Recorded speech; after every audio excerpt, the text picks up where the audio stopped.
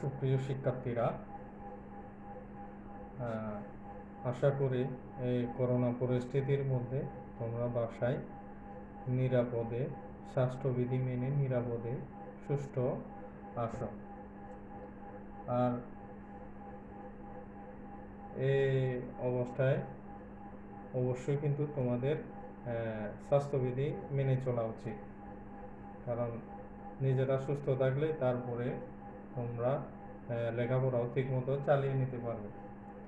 আচ্ছা, তাহলে আজকের ক্লাসে আমরা এই নবম দশম শ্রেণীর বিষয় বিজিএস এখানে অধ্যায় দ্বিতীয় স্বাধীন বাংলাদেশ, এই অধ্যায় থেকে আজকে আমাদের আলোচনার বিষয় পরিচয় 2.2 স্বাধীন বাংলাদেশ পুনর্গঠনে বঙ্গবন্ধুর শাসনামল ও পরবর্তী ঘটনাবলী।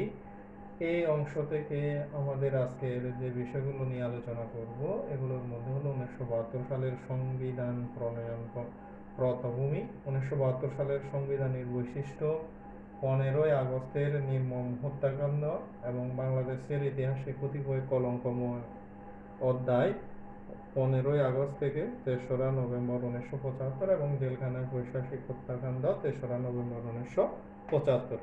এই বিষয়গুলো নিয়ে হলো আমাদের আজকের এই ক্লাসটি সাজানো হয়েছে। তাহলে এখন দেখা যাক 1972 সালের সংবিধান প্রণয়নের পটভূমিকে। মূলত সংবিধান হচ্ছে একটি রাষ্ট্রের সর্বোচ্চ দলিল এবং সংবিধানের মাধ্যমে একটি রাষ্ট্রের উদ্দেশ্য, আদর্শ, লক্ষ্য প্রতিফলিত হয়ে থাকে। 1972 সালের 11ই জানুয়ারি রাষ্ট্রপ্রধান হিসেবে বঙ্গবন্ধু শেখ মুজিবুর রহমান অস্থায়ী সংবিধান আদেশ জারি করেন। এতে রাষ্ট্রপতি শাসিত শাসন ব্যবস্থার পরিবর্তে সংসদীয় সরকার ব্যবস্থা প্রবর্তন করা হয় এবং এই অস্থায়ী সংবিধান আদেশের বিভিন্ন যে দিকগুলো আমরা দেখতে পাই এগুলোর মধ্যে হলো বাংলাদেশের অস্থায়ী সংবিধান আদেশ। এই আদেশটি ছিল বাংলাদেশ এর অস্থায়ী সংবিধান আদেশ। এটি অবিলম্বে বলবৎ থাকবে বা বলবৎ হবে। এটি সমগ্র বাংলাদেশের ক্ষেত্রে প্রযোজ্য হবে। বাংলাদেশের জন্য একটি সংবিধান রচনার উদ্দেশ্যে কিন্তু একটি গণপরিষদ গঠিত হবে। দেশে মন্ত্রিপরিষদ শাসিত সরকার থাকবে এবং প্রধানমন্ত্রী হবেন এর প্রধান, রাষ্ট্রপতি হবেন রাষ্ট্রপ্রধান।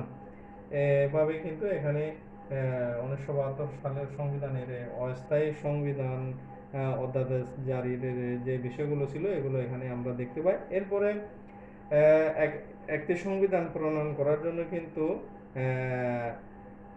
রাষ্ট্রপতি বঙ্গবন্ধু শেখ মুজিবুর রহমান 1972 সালের 23শে মার্চ বাংলাদেশ গণপরিষদ অধ্যাদেশ নামে একটি আদেশ বা অধ্যাদেশ জারি করেন। এই আদেশ অনুসারে 1970 সালের নির্বাচনে প্রাদেশিক ও জাতীয় পরিষদে নির্বাচিত সদস্যগণ গণপরিষদের সদস্য হবেন বলে উল্লেখ করা হয় এবং সংবিধান প্রণয়ন করাই হবে এই গণপরিষদের মূল কাজ বা মূল লক্ষ্য উদ্দেশ্য। এর প্রেক্ষাপটে 1972 সালের 10ই এপ্রিল গণপরিষদের প্রথম অধিবেশনে ডক্টর কামাল হোসেনের নেতৃত্বে 34 সদস্য বিশিষ্ট একটি খসড়া সংবিধান প্রণয়ন কমিটি গঠন করা হয়। এই কমিটিতে একজন নারী সদস্য অন্তর্ভুক্ত হন, ন্যাপ মোজাফফরের সুরঞ্জিত সেনগুপ্ত, যিনি পরবর্তীতে আওয়ামী লীগ নেতা হিসেবে আবির্ভূত হন, এই সংবিধান প্রণয়ন কমিটির সদস্য ছিলেন। খসড়া সংবিধান প্রণয়ন কমিটি দেশের বিভিন্ন সংগঠন ও আগ্রহী ব্যক্তিগণের কাছ থেকে সংবিধান সম্পর্কে প্রস্তাব আহ্বান করে এবং এর প্রেক্ষাপটে এরই ধারাবাহিকতায় 1972 সালের 12ই অক্টোবর গণপরিষদের দ্বিতীয় অধিবেশনে খসড়া সংবিধান বিল আদেশ বা বিল আকারে পেশ করা হয় এবং 4 নভেম্বর বাংলাদেশের সংবিধান গৃহীত এবং 16ই ডিসেম্বর বিজয় দিবস থেকে তা কার্যকর করা হয়। গণপরিষদের সংবিধানের উপর বক্তব্য রাখতে গিয়ে বঙ্গবন্ধু বলেন, এই সংবিধান শহীদের রক্তে লিখিত। এই সংবিধান সমগ্র জনগণের আশা আকাঙ্ক্ষার মূর্ত প্রতীক হয়ে বেঁচে থাকবে। এখানে উল্লেখ্য যে পাকিস্তানের সংবিধান প্রণয়ন করতে সময় লেগেছিল প্রায় 9 বছর, 1947 থেকে 56, আর ভারতের লেগেছিল প্রায় 3 বছর, 1947 থেকে 49। কিন্তু বঙ্গবন্ধুর সরকার মাত্র 10 মাসে বাংলাদেশকে একটি সংবিধান উপহার দিতে সক্ষম হয় এবং গণতান্ত্রিক সমাজ প্রতিষ্ঠায় জাতির জনকের এটা এক অসাধারণ অবদান হিসেবে স্বীকৃত। এই হলো 1972 সালের সংবিধান প্রণয়ন পটভূমি। এরপরে আসতেছে 1972 সালের সংবিধানের বৈশিষ্ট্যগুলো। 1972 সালের মূল সংবিধানটি স্বাধীন ও সার্বভৌম বাংলাদেশের স্বকীয় বৈশিষ্ট্যে মহিমান্বিত। এই সংবিধানের বৈশিষ্ট্যগুলোর মধ্যে যেগুলো দেখতে পাওয়া যায় এগুলো হলো 1972 সংবিধান হলো একটি লিখিত সংবিধান এবং সংবিধানটি দুষ্পরিবর্তনীয়। এই সংবিধানে রাষ্ট্র পরিচালনার 4টি মূলনীতি জাতীয়তাবাদ, গণতন্ত্র, সমাজতন্ত্র এবং ধর্মনিরপেক্ষতাবাদ লিপিবদ্ধ করা হয়। এগুলোকে রাষ্ট্রের মূল স্তম্ভ হিসেবেও ঘোষণা করা হয় এই রাষ্ট্রীয় মূলনীতিগুলোকে। এবং মানুষের মৌলিক প্রয়োজন যেমন অন্ন, বস্ত্র, বাসস্থান, শিক্ষা, চিকিৎসা ইত্যাদি মেটানোর দায়িত্ব রাষ্ট্রের উপর অর্পিত হয় এই সংবিধানের মাধ্যমে। সাধারণ মানুষের মৌলিক অধিকার সংরক্ষণ ও মৌলিক অধিকার সংরক্ষণও কিন্তু এই সংবিধানের প্রধান বৈশিষ্ট্য। জীবন ধারণের অধিকার, চলাফেরার অধিকার, বাক স্বাধীনতার অধিকার, চিন্তা ও বিবেকের স্বাধীনতা, ধর্মচর্চার অধিকার, ব্যক্তিগত সম্পত্তি ভোগের অধিকার ইত্যাদি এই সংবিধানে সন্নিবেশিত রয়েছে। সংবিধানে বাংলাদেশকে এককেন্দ্রিক রাষ্ট্র হিসেবে ঘোষণা করা হয় এবং জাতীয় সংসদ সার্বভৌম আইন প্রণয়নকারী সংস্থা। এই সংবিধানে বাংলাদেশকে প্রজাতান্ত্রিক রাষ্ট্র হিসেবে ঘোষণা করা হয় যা গণপ্রজাতন্ত্রী বাংলাদেশ নামে পরিচিত। জনগণের সকল ক্ষমতার উৎস। সংবিধানের এই ঘোষণা দ্বারা জনগণের সার্বভৌমত্ব প্রতিষ্ঠিত হয় এই সংবিধানের মাধ্যমে। সংবিধানকে রাষ্ট্রের সর্বোচ্চ আইনের মর্যাদা প্রদান করা হয়। সংবিধান পরিপন্থী কোনো আইনকেই কিন্তু অসাংবিধানিক বলে সুপ্রিম কোর্ট বাতিল করে দিতে পারে বা সংবিধানের মর্যাদাও ও প্রাধান্য অক্ষুণ্ণ রাখতে পারবে। এগুলো অসাংবিধানিক বলে বাতিল করে দিয়ে এই সংবিধানকে রাষ্ট্রের সর্বোচ্চ আইনের মর্যাদা প্রদান করা হয়েছে। এই সংবিধানের পরিপন্থী কোনো আইনকে কিন্তু অসাংবিধানিক বলে সুপ্রিম কোর্ট বাতিল করে সংবিধানের মর্যাদা ও প্রাধান্য অক্ষুণ্ণ রাখতে পারবে। এই সংবিধানে সংসদীয় গণতান্ত্রিক ব্যবস্থা প্রবর্তনের কথা বলা হয়েছে। সংবিধানের 77 নং অনুচ্ছেদে ন্যায়পাল পদ সৃষ্টির কথা উল্লেখ রয়েছে। সংবিধানের 77 নং অনুচ্ছেদে ন্যায়পাল পদ সৃষ্টির কথা উল্লেখ রয়েছে। বাংলাদেশে সংবিধানে জাতি ধর্ম নির্বিশেষে 18 বছর বয়স্ক যে কোনো নাগরিক এক ব্যক্তি এক ভোট এই নীতির ভিত্তিতে সর্বজনীন ভোটাধিকারের মর্যাদা প্রদান করা হয়েছে। এই সংবিধানে রাষ্ট্রীয় সমবায় এবং ব্যক্তিগত মালিকানার নীতি স্বীকৃত। বাংলাদেশের আইনসভা এক কক্ষ বিশিষ্ট হবে বলে এই সংবিধানে উল্লেখ করা হয় এবং 1972 সালের সংবিধান বিভিন্ন সময়ে বিভিন্ন সরকার এ পর্যন্ত অনেকবার সংশোধন করেছে। তার মধ্যে জেনারেল জিয়াউর রহমানের 5ম সংশোধনী এবং জেনারেল এরশাদের 7ম সংশোধনী ও 13শ সংশোধনী সুপ্রিম কোর্ট বাতিল করে দিয়েছে বর্তমানে। এই হলো বাংলাদেশের সংবিধানের 1972 সালের সংবিধানের বৈশিষ্ট্যগুলো। এরপরে আসতেছে 15ই আগস্টের নির্মম হত্যাকাণ্ড।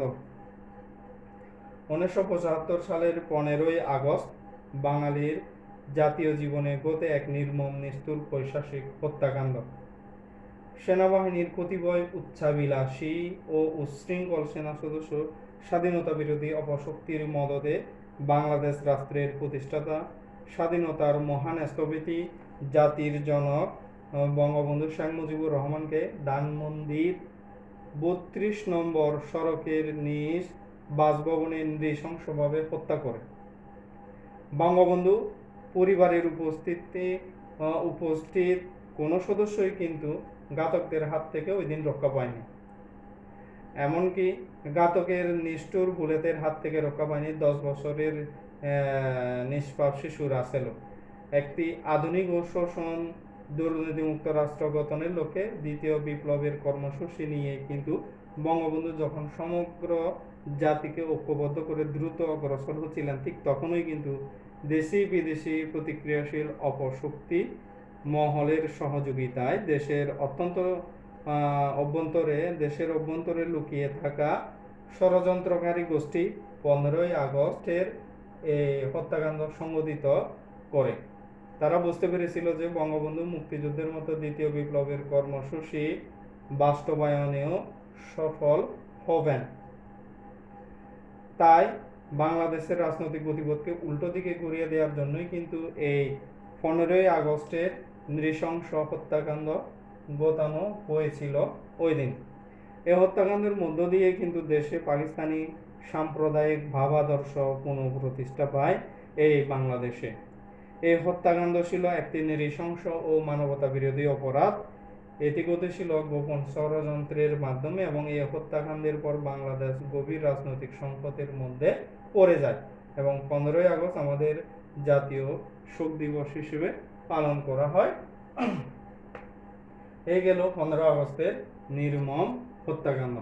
এরপরে আমরা দেখব এই বাংলাদেশের ইতিহাসে কতিপয় কলঙ্কময় অধ্যায় 15 আগস্ট থেকে 3রা নভেম্বর 1975। 1975 সালের 15ই আগস্ট বাংলাদেশের তৎকালীন রাষ্ট্রপতি জাতির জনক বঙ্গবন্ধু শেখ মুজিবুর রহমানকে হত্যার পর তৎকালীন বাণিজ্য মন্ত্রী খন্দকার মোশতাক আহমদ রাষ্ট্রপতির পদে আসীন হয়ে সামরিক শাসন জারি করেন এবং 22শে আগস্ট মুক্তিযুদ্ধে নেতৃত্ব দানকারী জাতীয় 4 নেতাকেও গ্রেপ্তার করে। 24শে আগস্ট জেনারেল কে এম শফিউল্লাহকে সরিয়ে জেনারেল জিয়াউর রহমানকে সেনাবাহিনীর চিফ অফ স্টাফ নিযুক্ত করা হয় এবং 31শে আগস্ট এক অধ্যাদেশ জারির মাধ্যমে রাজনৈতিক দল ও রাজনৈতিক কার্যকলাপ নিষিদ্ধ ঘোষণা করা হয়।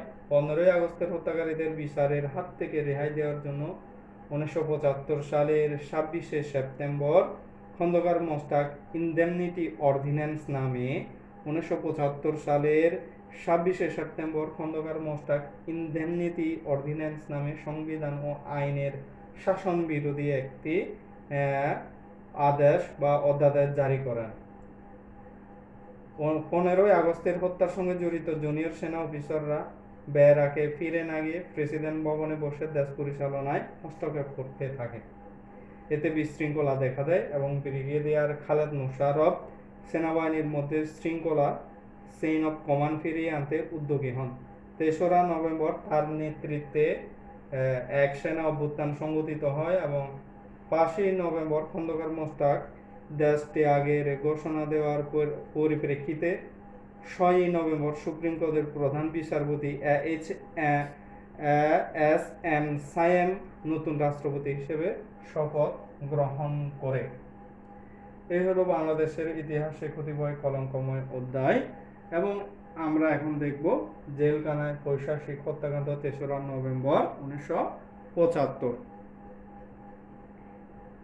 1975 সালের 3রা নভেম্বর গভীর রাতে মূলত 15ই আগস্টের হত্যাকাণ্ডের খুনি চক্র সেনা সদস্যরা দেশ ত্যাগের পূর্বে খন্দকার মোশতাকের অনুমতি নিয়ে ঢাকার কেন্দ্রীয় কারাগারের অভ্যন্তরে বেআইনিভাবে প্রবেশ করে সেখানে বন্দী অবস্থায় থাকা মুক্তিযুদ্ধে নেতৃত্ব দানকারী জাতীয় 4 নেতা সৈয়দ নজরুল ইসলাম, তাজউদ্দিন আহমদ, ক্যাপ্টেন এম মনসুর আলী ও এইচ এম কামরুজ্জামানকে নৃশংসভাবে হত্যা করে।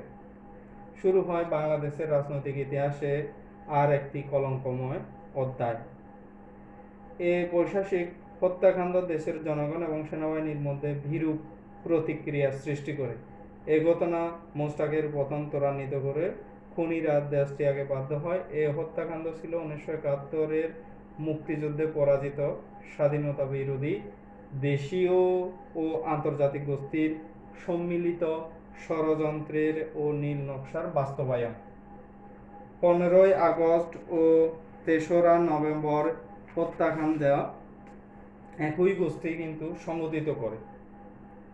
উভয় হত্যাকাণ্ডের মূল উদ্দেশ্যই ছিল কিন্তু বাংলাদেশের স্বাধীনতা ও সশস্ত্র মুক্তিযুদ্ধের অর্জনসমূহ ধ্বংস, দেশকে নেতৃত্ব শূন্য করে পাকিস্তানি আদর্শ প্রতিষ্ঠা করা। এই হলো জেলখানায় পৈশাচিক হত্যাকাণ্ড ৩রা নভেম্বর ১৯৭৫। আজকের এই ক্লাসে আমরা আলোচনা করলাম ১৯৭২ সালের সংবিধানে প্রণয়নের পটভূমি কি ছিল এবং ১৯৭২ সালের সংবিধানের বৈশিষ্ট্যগুলো, মূল বৈশিষ্ট্যগুলো, এবং ১৫ই আগস্টের নির্মম হত্যাকাণ্ড কিভাবে সংঘটিত হয় এটা জানলাম আমরা, এবং বাংলাদেশের ইতিহাস কলঙ্কময় অধ্যায়ের মধ্যে কোন কোন বিষয়গুলো জড়িত রয়েছে এগুলো আলোচনা করেছি। এরপরে জেলখানায় কিভাবে জাতীয় চার নেতাকে হত্যা করা হয় এই বিষয়গুলো আমরা এই আজকে আলোচনা করলাম, জানলাম। এখান থেকে বাংলাদেশের সংবিধানের প্রণয়নের পটভূমি, জ্ঞানমূলক বহু নির্বাচনের জন্য খুবই গুরুত্বপূর্ণ ১৯৭২ সংবিধানের বৈশিষ্ট্যগুলো, অনুধাবনমূলক প্রশ্ন এবং বড় প্রশ্নের জন্য গুরুত্বপূর্ণ এটা। 15 আগস্টের নির্মম হত্যাকাণ্ড এই ঘটনা প্রবাহতেও জ্ঞানমূলক এবং বহু নির্বাচনের জন্য গুরুত্বপূর্ণ।